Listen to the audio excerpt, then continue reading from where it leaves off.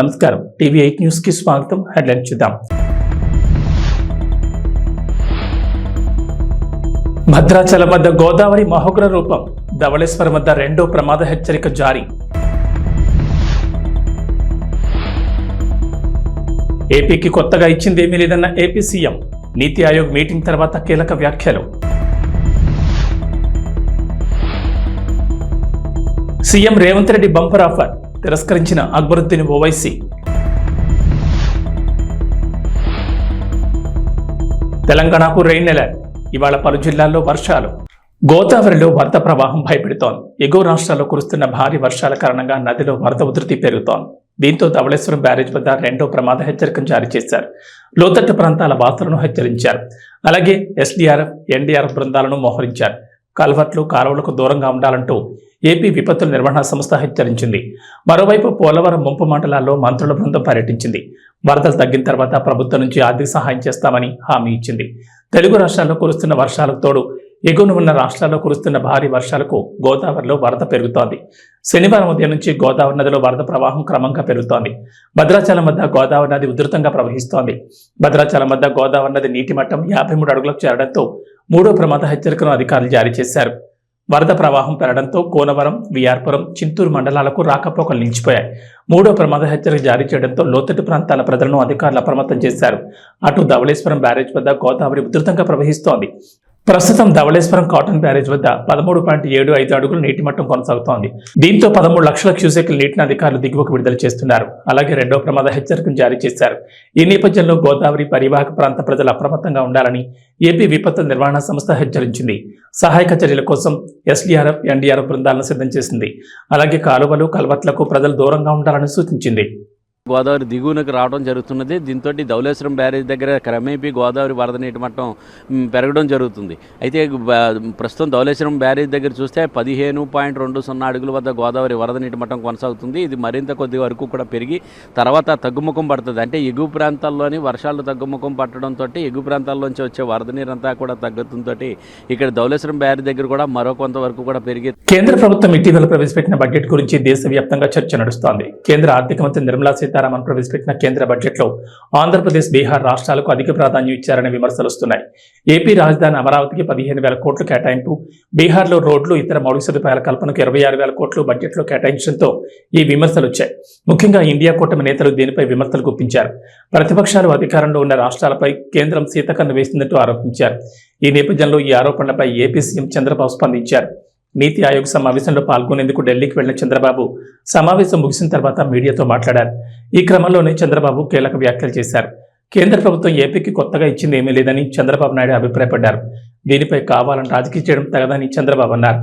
ఏపీకి జీవనాడైన పోలవరం ప్రాజెక్టు, రాజధాని అమరావతి నాశనమయ్యాయన్న చంద్రబాబు వైసీపీ పాలనలో రాష్ట్రం నుంచి పరిశ్రమలు పారిపోయాయని అన్నారు. రాష్ట్ర అభివృద్ధిపై నమ్మకంతోనే ఏపీ ప్రజలు ఎన్డీఏ కూటమికి ఓట్లేసి గెలిపించారని చెప్పారు.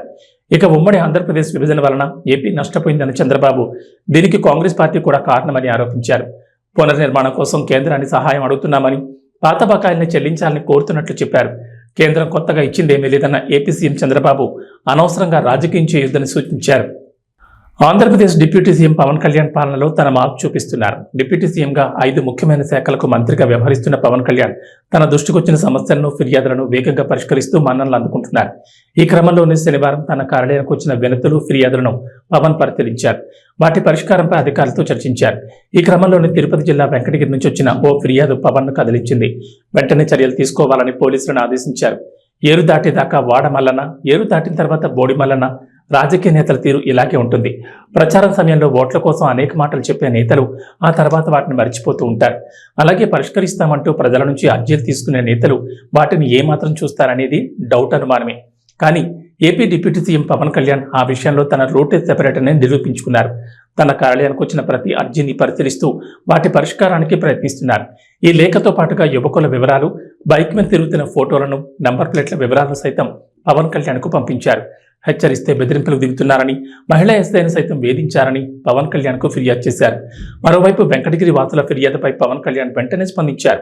తిరుపతి ఎస్పీ సుబ్బారాయుడుతో ఫోన్లో మాట్లాడారు. ఎన్టీఆర్ కాలనీ నుంచి వచ్చిన సమస్యను తక్షణమే పరిష్కరించాలని, ఆడపిల్లలను, మహిళలను వేధించే వారిపై కఠినంగా వ్యవహరించాలని స్పష్టం చేశారు. పోలీసులు కూడా దీనిపై దృష్టి సారిస్తామని పవన్ కళ్యాణ్కు తెలిపారు. 4 days back, sir, because that sixth line, one of the person in sixth line, sir, NTR colony complaint, sir. Already we have taken these two guys to the police station and physically counseled and already given warning and ఒక motor cycle చెన్నైకి వెళ్ళింది అంటే ఇంకో motor cycle దొరికి దానికి immediate గా ఈ silencer కూడా చేశారు సార్. రెండోసారి ఇప్పుడు మళ్ళీ పంపిస్తున్నారు సార్. యాక్చువల్లీ నాకు రెగ్యులర్ కంప్లైంట్స్ అంటే రౌడిజం ఎక్కువ అయిపోయిందని కొంచెం మీరు అది కొంచెం సీరియస్గా తీసుకోవాలి సార్. Please contact. ఒకసారి అందరికీ జనరల్ కౌన్సిలింగ్ ఇచ్చేయండి సార్. ఫర్ సిటిజన్ కొంచెం ముందుకు రమ్మని చెప్పండి సార్. Otherwise thank you.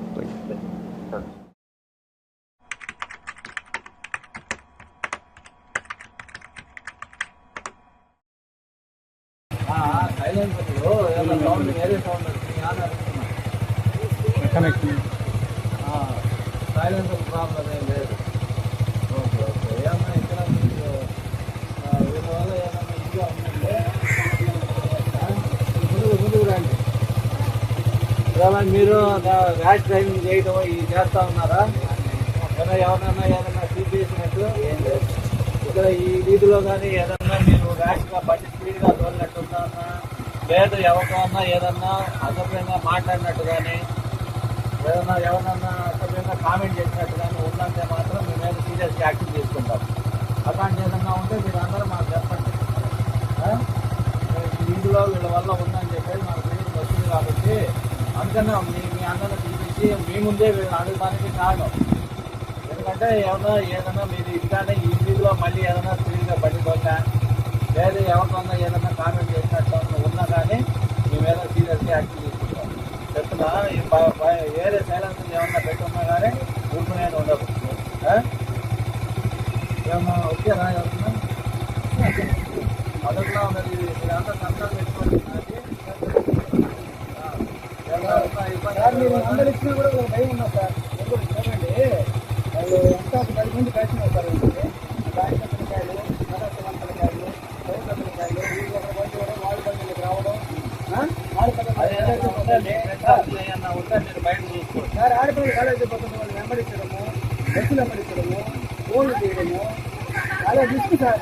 ఇతను కూడా సార్ ఇతను బస్సులు వెంబడిస్తున్నాం సార్. నేను 4 సార్లు చూసాను. ఆడపిల్లలు చదువుకొని పోయే వాళ్ళకి చాలా డిస్టర్బెన్స్ సార్. చాలా డిస్టర్బెన్స్ సార్. చాలా డిస్టర్బెన్స్ సార్. వీళ్ళు ధీమా సార్ చిన్నగా సార్ కూడా పంపిస్తా ఉన్నాము.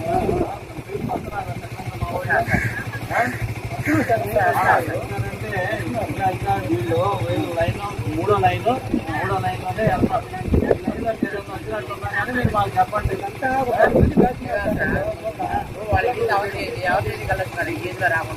అందుకే చెప్తా ఉన్నాను నేను. అదే చెప్తాను. చిన్న బిడ్డలు బైక్ లో పోతుంటే మీ వీధిలోనే వెళ్ళండి. మీ వీధిలోనే రండి. వీధిలో మీ బంధువులు ఏమన్నా ఉన్నారనుకుంటే అప్పుడు మీరు సైడ్ లైన్ రండి. ఇబ్బంది ఏం లేదు. మీరు ఇబ్బంది అసెంబ్లీ ఎన్నికల్లో ఎన్డీఏ కూటమి ఇచ్చిన ముఖ్యమైన హామీల్లో ఒకటైన మహిళలకు ఉచిత బస్సు ప్రయాణాన్ని త్వరలోనే ఆంధ్రప్రదేశ్ ప్రభుత్వం అమలు చేయనుంది. ఇందుకు సంబంధించిన విధి విధానాలపై ఆర్టీసీ అధికారులు అధ్యయన నివేదికను సిద్ధం చేశారు. ఈ పథకం వల్ల ఏపీఎస్ఆర్టీసీకి నెలకు 250 కోట్ల వరకు భారం పడుతుందని అంచనాకొచ్చారు. ఇప్పటికే మహిళలకు ఫ్రీ బస్ పథకాన్ని తెలంగాణ, కర్ణాటక రాష్ట్రాల్లో అమలవుతుండటంతో వాటిని పరిశీలించారు. ఏ బస్సుల్లో ప్రయాణం ఉచితం, ప్రభుత్వం నుంచి చెల్లింపులేలా తదితర వివరాలను అధ్యయనం చేశారు. సోమవారం ఆర్టీసీ రవాణా శాఖలపై ముఖ్యమంత్రి నారా చంద్రబాబు నాయుడు సమీక్ష నిర్వహించనున్నారు. ఈ సమీక్షలో మహిళలకు ఉచిత బస్సు ప్రయాణం పథకం అమలుపై కీలక చర్చ జరగనుంది. దీంతో అధికారులు ముందుగా నివేదికను రూపొందించారు. ఆర్టీసీలో రోజుకు సగటున 36-37 లక్షల మంది ప్రయాణిస్తుండగా వీరిలో 40% మంది మహిళల్ని అంచనా వేశారు. అంటే దాదాపు 15 లక్షల మందికి ఉచిత ప్రయాణం అమలు చేయాల్సి ఉంటుంది.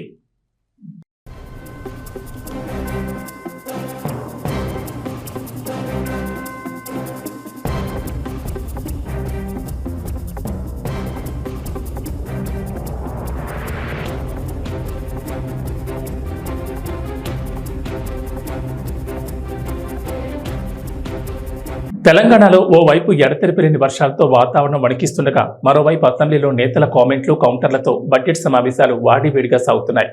అధికార ప్రతిపక్ష నేతలకు మధ్య మాటల తోటలు పేలుతున్నాయి.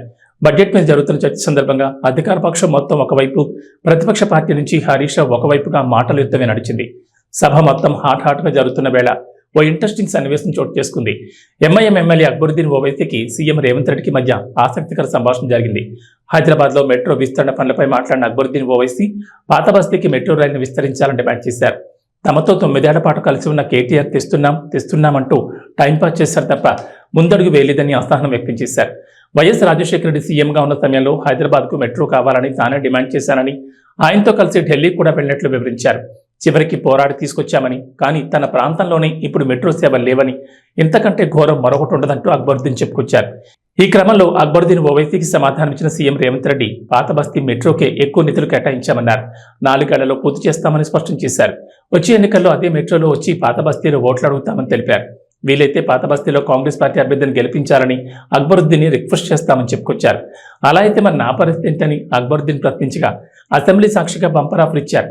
రేవంత్ రెడ్డి ఇచ్చిన ఆఫర్పై స్పందించిన అక్బరుద్దీన్ ఓవైసీ తన పార్టీలో తాను సంతోషంగానే ఉన్నానని తెలిపారు. కొడంగల్ నుంచి పోటీ చేసే ఆసక్తి లేదని స్పష్టం చేశారు. పాత బస్తీలో కాంగ్రెస్ పార్టీకి ఎందుకు తక్కువ ఓట్లు వచ్చాయో దానిపై దృష్టి పెట్టాలని సూచించారు. పార్లమెంట్ ఎన్నికల్లో 12 నుంచి 15 సీట్లు కాంగ్రెస్ పార్టీకి వస్తాయని ఆశించానని, కానీ 8కే పరిమితమయ్యారని, అందుకు కారణాలేంటో బేరీజు వేసుకోవాలని రేవంత్ రెడ్డికి సూచించారు. రేవంత్ రెడ్డి తనకు నిజమైన మిత్రుడంటూ చెప్పుకొచ్చారు అక్బరుద్దీన్ ఓవైసీ. अकबर साहब वो प्राइम मिनिस्टर है, ऐसा नहीं बोलना चाहिए. अकबर साहब आपके जुमले गलत है, डिमोनेटाइजेशन अच्छा है, ऐसा बोले केसीआर साहब. मुझे याद है आज वो भी. अकबर साहब आप बेफिक्र रहिए, एक भी पैसा हमारा नहीं जाएगा. और फिर 1-2 साल के बाद वही केसीआर साहब बोले गवर्नमेंट ऑफ इंडिया पैसे नहीं. आपने असेंबली में कहा था यहीं से, हाँ अकबर साहब छुक छुक छुक छुक चलेगी आपके पास, ना छुक छुक है ना कुछ है, कुछ भी नहीं है, नहीं चल रही है. केटीआर साहब बोलते थे अकबर भाई दे देंगे आपको, दे दिए जियो हो गया भाई काम, बोले नेक्स्ट उसमें ले लेंगे. होते होते साहब अब मैं बूढ़ा होने आ गया, सब व्हाइट बाल हो रहे हैं. అసెంబ్లీలో అక్బర్ సార్ చెప్తుంటే అందరు నవ్వుడే నవ్వుడు. ఇక ఇది నుండి रेवंत रेड्डी साहब who's a very good friend of mine. Yes, I want to come on record. Yes, I want to come on record. It is a very happy moment for me कि my childhood friend is sitting there, sir. बच्चे क्या करेंगे, ये खाली फिरते रहते हैं. देखो एक बच्चा यहाँ है, एक बच्चा वहाँ बैठा है. వారే వా రేవంత్ రెడ్డి సార్ ఎప్పటికెళ్ళో నాకు దోస్తు సీఎం అవుడు ఫుల్ ఖుషిగా ఉందంటాండు.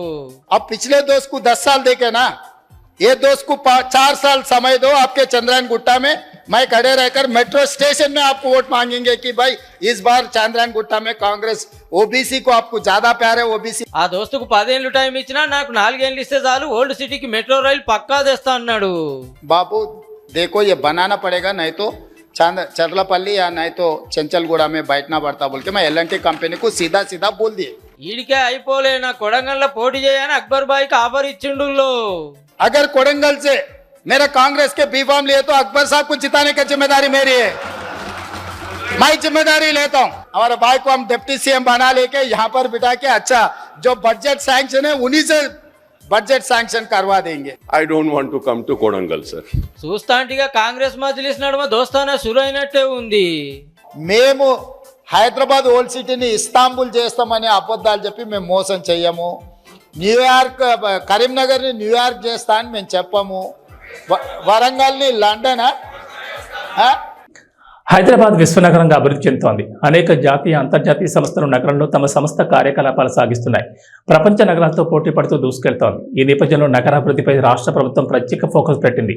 మూసీ నది ప్రక్షాళన, హైడ్రా, నగర సుందరీకరణ, గార్డెనింగ్ తదితర అంశాలను ప్రాధాన్యంగా తీసుకుంటున్నారు. ఈ నేపథ్యంలోనే నగరానికి కొత్త రూపు తీసుకొచ్చే అంశంపై జీహెచ్ఎంసీ కమిషనర్ ఆమ్రపాలి కీలక నిర్ణయం తీసుకున్నారు. హైదరాబాద్ సిటీ సుందరీకరణ, పచ్చదనం పెంపునకు సంబంధించి మెరుగైన విధానాల రూపకల్పనపై ఓ కమిటీని ఏర్పాటు చేశారు. 2 ఐఏఎస్ అధికారులు, ఓ పురపాలక శాఖ ఉన్నతాధికారితో కలిపి కమిటీని ఏర్పాటు చేశారు. హైదరాబాద్ నగరం భవిష్యత్తును దృష్టిలో ఉంచుకుని మెరుగైన పద్ధతులను గుర్తించాలని కమిటీకి ఆమ్రపాలి దిశానిర్దేశం చేశారు. ఇవే కాకుండా నగరాభివృద్ధిపై మరో 2 కమిటీలను ఏర్పాటు చేస్తూ ఉత్తర్వులు జారీ చేశారు. నగరంలోని వివిధ ప్రాంతాల్లో గల పార్కులు, నర్సరీలు, రోడ్ డైవర్షన్లు, ప్రధాన కూడళ్లు తదితర ప్రదేశాల అభివృద్ధికి ఎదురయ్యే సమస్యలను గుర్తించడం, ఆ సమస్యలకు పరిష్కార మార్గాలను సూచించాలని కమిషనర్ ఆమ్రపాలి మరో కమిటీని కూడా ఏర్పాటు చేశారు. కమిటీలో LB Nagar ZC Hemant Keshav Patil, Charminar zonal commissioner T Venkanna, జీవ వైవిధ్య విభాగం అదనపు కమిషనర్ సునందారాణి సభ్యులుగా ఉన్నారు. ఈ కమిటీ నివేదిక ఆధారంగా అభివృద్ధి పనులను చేపట్టనున్నారు.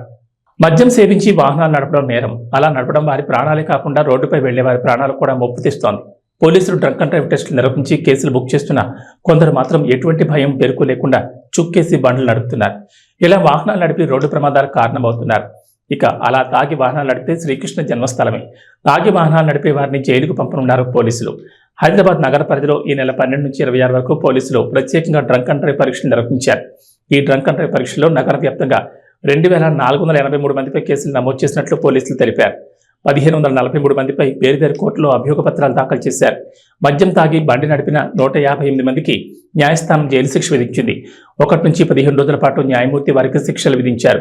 12 మంది డ్రైవింగ్ లైసెన్సులను సస్పెండ్ చేయమని న్యాయమూర్తి రవాణా శాఖ అధికారులకు ఆదేశాలు ఇచ్చారు. వీరికి 34,02,300 రూపాయల జరిమానా విధించినట్లు పోలీసులు వెల్లడించారు. అయితే డ్రంక్ అండ్ డ్రైవ్ పరీక్షలో అధిక శాతం 2 వీలర్ నడిపేవారే ఉంటున్నారు. 15 రోజుల వ్యవధిలో కేసులు నమోదు చేసిన వారిలో 2034 మంది అంటే 82% 2 వీలర్ నడిపిన వారే ఉన్నారని అదనపు సిపి విశ్వప్రసాద్ వెల్లడించారు. 97 మంది వాహనదారులో బ్లడ్ ఆల్కహాల్ కంటెంట్ రికార్డు స్థాయిలో నమోదైనట్లు చెప్పారు. 30 mg/100 ml ఉండాల్సిన BSE 200 mg దాటుతుందని ఆందోళన వ్యక్తం చేశారు. విపరీతంగా మద్యం సేవించి రోడ్డు ప్రమాదాల కారణం కావద్దని ఆయన హెచ్చరించారు. ప్రస్తుతం జరుగుతున్న రోడ్డు ప్రమాదాల్లో చాలా వరకు మద్యం తాగడం వల్లే జరుగుతున్నాయన్నారు. ఎవరైనా మద్యం సేవిస్తే సురక్షితంగా తమ ఇళ్లకు చేరేందుకు ప్రజా రవాణా క్యాబ్లను వాడాలని కమిషనర్ సూచించారు. తాగుతున్న వాళ్ళు పర్మిట్ రూమ్ లో పెగ్గేస్తున్న వాళ్ళు జర మంచిగినూరులో సిటీలో డ్రంక్ అండ్ డ్రైవ్ లు జోరైనాయి.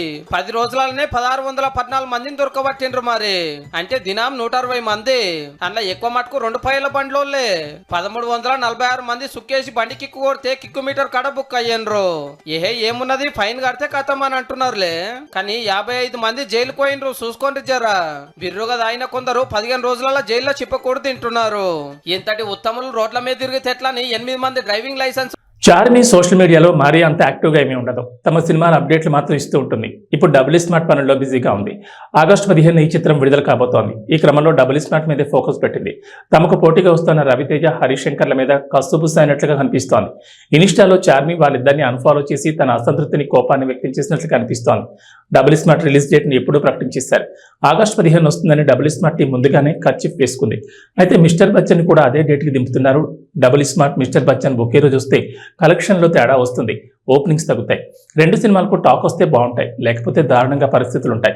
అలా సోలోగా వస్తే కనీసం ఓపెనింగ్ డేట్ తో అయినా సగానికి సగం రికవరీ చేసుకునే అవకాశాలు ఉంటాయి. కానీ పరిస్థితి ఇప్పుడు వేరేలా ఉంది. ఆగస్టు 15 మీద చాలా మంది కన్నేశారు. విక్రమ్ తంగలాన్ కూడా వస్తోంది. ఇంకో 2-3 చిన్న చిత్రాలు ఉన్నాయి. మెయిన్ పోటీ అయితే తెలుగులో డబుల్ స్మార్ట్, మిస్టర్ బచ్చన్ మధ్య ఉంటుంది. అందుకే చార్మి రాయబారం చేయడానికి ప్రయత్నించినట్లుగా ఉంది. మిస్టర్ బచ్చన్ టీంతో సంప్రదింపులు జరిపినట్లుగా ఉంది. అవి సఫలం కాకపోవడంతో ఇలా చార్మి తన ఇన్స్టాలో హరిశంకర్, రవితేజలను అన్ఫాలో కొట్టేసినట్లుగా సమాచారం. ఇక వాతావరణ విషయానికి వస్తే తెలంగాణలో గత కొన్ని రోజులుగా వర్షాలు కురుస్తున్నాయి. ఎడతెరిపి లేని వర్షాలతో రాష్ట్రం తడిసిముద్దవుతోంది. వాగులు, వంకలు పొంగి పొర్లుతున్నాయి. జలాశయాలు నిండుకుండగా మారాయి. ప్రాజెక్టులు జలకళను సంతరించుకున్నాయి. వారం రోజులకు పైగా కురుస్తున్న ముసురు వానతో ప్రజలు ఇబ్బందులు పడుతున్నారు. అయితే శుక్ర శనివారాల్లో వరుణుడు కాస్త తెరిపించాడు. కొన్ని జిల్లాల్లో మినహా మిగిలిన చోట్ల వర్షాలు కురవలేదు. ఈ నేపథ్యంలో హైదరాబాద్ వాతావరణ కేంద్ర అధికారులు రాష్ట్రానికి మరోసారి రెయిన్ అలర్ట్ జారీ చేశారు. తెలంగాణలో ఇవాళ పలు జిల్లాల్లో భారీ వర్షాలు కురుస్తాయని చెప్పారు. బంగాళాఖాతంలో ఏర్పడిన అల్పపీడనం కారణంగా రాష్ట్రంలో వర్షాలు కురుస్తాయన్నారు. ముఖ్యంగా ఉత్తర తెలంగాణ జిల్లాలో వర్షం ప్రభావం ఎక్కువగా ఉంటుందన్నారు. నిర్మల్, ఆసిఫాబాద్, మెదక్, నిజామాబాద్, కామారెడ్డి, ఆదిలాబాద్, జగిత్యాల, కరీంనగర్, భూపాలపల్లి జిల్లాల్లో భారీ వర్షాలకు ఛాన్స్ ఉందని చెప్పారు. ఈ మేరకు ఆయా జిల్లాలకు ఎల్లో అలర్ట్ జారీ చేశారు. తెలంగాణలో ముసురు కొనసాగుతుంది. బంగాళాఖాతంలో ఏర్పడిన అల్పపీడన ప్రభావంతో తెలంగాణ వ్యాప్తంగా విస్తారంగా వర్షాలు కురుస్తున్నాయని వాతావరణ శాఖ తెలిపింది. 4 రోజులుగా ముసురు పడుతుంది. దీంతో జనజీవనం స్తంభించిపోయింది. భారీ వర్షాలతో చెరువులు మత్తడి పారుతున్నాయి. వాగులు, వంకలు పొంగిపొర్లుతున్నాయి. తెలంగాణ నమస్కారం.